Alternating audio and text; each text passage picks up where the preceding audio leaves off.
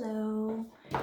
Today I would like to talk about something that's really close to my heart and something that I really believe strongly about, both as a mother and a pelvic physiotherapist, and someone that feels really strongly about advocating for women in their pregnancy and birthing journey, and that is consent.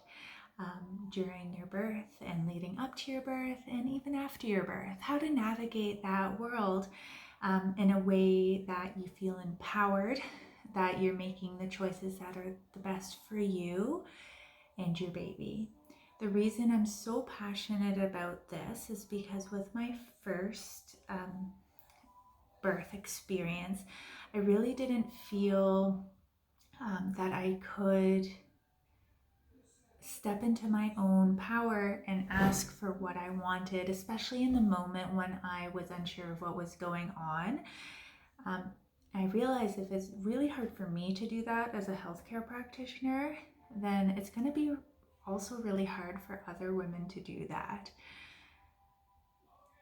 So I hope you find this video helpful. I'm going to try not to make it too long and give you some practical tips on how to guide this world without it becoming overwhelming in a way. So before you dive into it, I just want to give you a heads up that you should be aware that there's a trigger warning with this video. I may be discussing some instances, either with myself or stories I've heard, that may be upsetting to some of you. So if you are a birth trauma survivor, just sit with yourself and whether or not this may be the right video for you to watch at this point in time. And I really put the intention out there for you to seek help if you start to find yourself becoming overwhelmed, if you do choose to watch this video.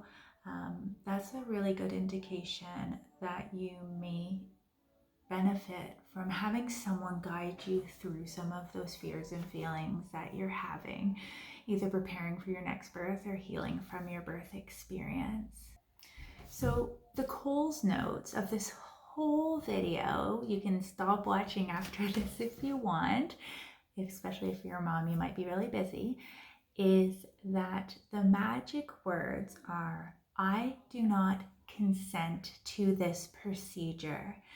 Practice this over and over again.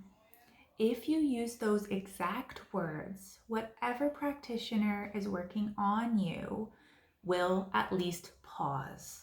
Okay, so I do not consent to this procedure will stop any healthcare practitioner at any time with what they're doing. That's really helpful for the rest of your life, really. Those words are legal words that every single healthcare practitioner recognizes. And hopefully you won't have to use those words, but those are the words that will stop a practitioner if you're not okay with what they're doing in the moment.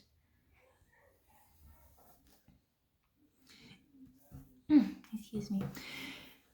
So, how do you truly have informed consent?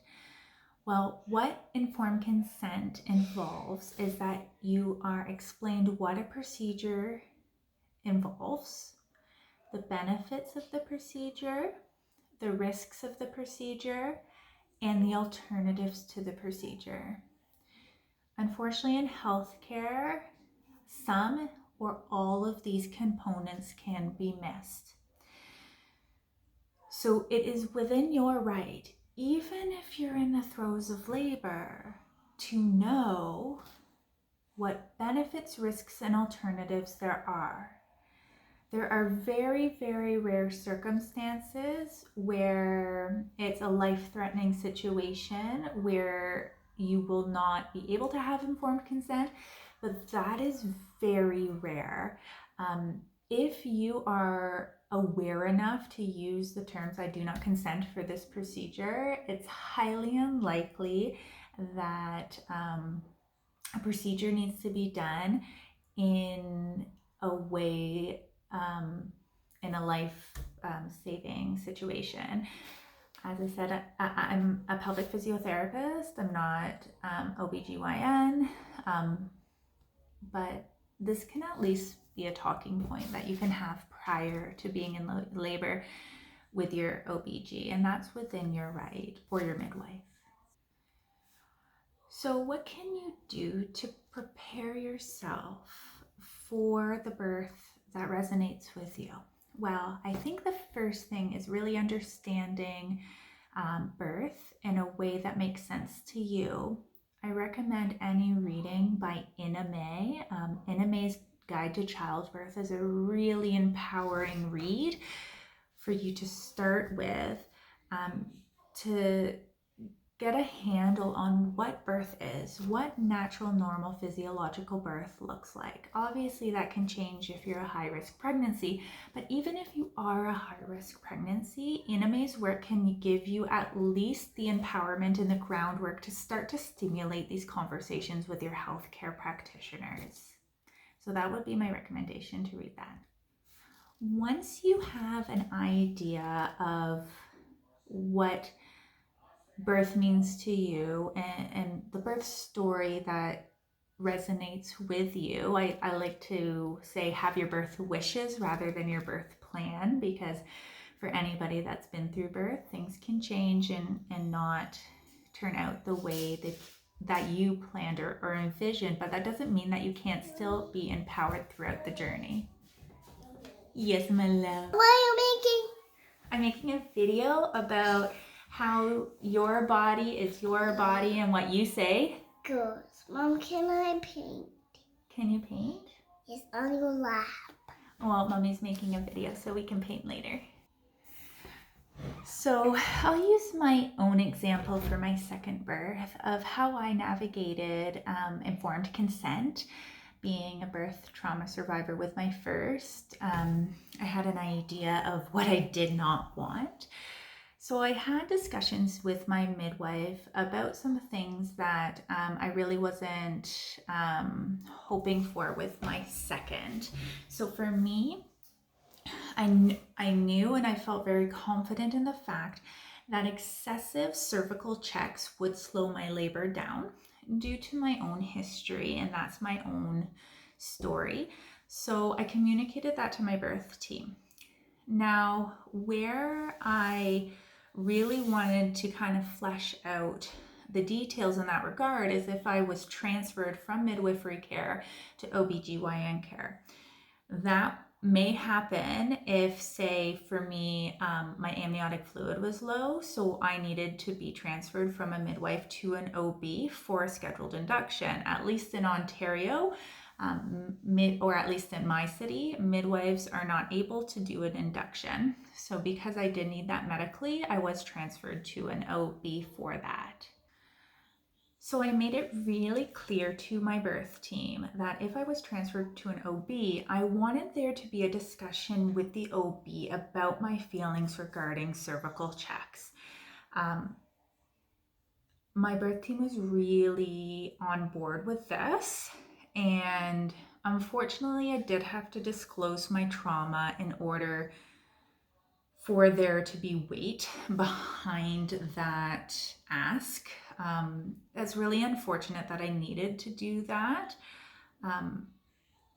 If this is something you feel strongly about, I know how hard it is to disclose that trauma, but sometimes that's what needs to be done in order for medical professionals to say to themselves, oh, okay, there is a reason why this client or patient, as they'll term you, doesn't want cervical checks. So I did indeed need an induction, and I was transferred from a midwife to an OB. Now, another thing that I knew from my first birth is that having a medication called Cervidil I do not do well with Cervidil, so I would prefer the prostaglandin gel for induction. And again, a conversation of risks versus benefits, as well as alternatives, is your right to be discussed. The OB that was on call almost assumed I wanted the Cervidil, and I had to say, no, I want the prostaglandin gel. And when we had the discussion, she decided to go with my wishes, which was the prostaglandin gel. I said, I assume the risks of the gel. I know the alternatives, but I know that this is what my body does better with. And she respected that. So as long as you're using their terminology, you have the right to ask, what are the risks, what are the benefits, and what are the alternatives? What happens if we do nothing? Now, if you're watching this and you're feeling that, oh, I don't think I could ever do that, I don't feel empowered enough, it might be a good thing to consider hiring a birth doula, because they can really help slow the process. They can't communicate to your birth team for you, but they can at least empower you in the moment to maybe ask your birth team to take a pause if able. I did hypnobirthing for my second birth, which I also highly recommend, but my doula, who unfortunately wasn't able to attend my birth due to COVID, she told me that another magic term you can use is, if you're having a hospital birth, say, you can ask, can we have half an hour or an hour? Are we able to have half an hour to discuss this or determine if we want this intervention, whatever intervention it is? And often the hospitals are so busy, at least in Ontario, that say they're looking to break your waters or do something to speed up labor. If they give you that time to consider whatever they're suggesting, it'll usually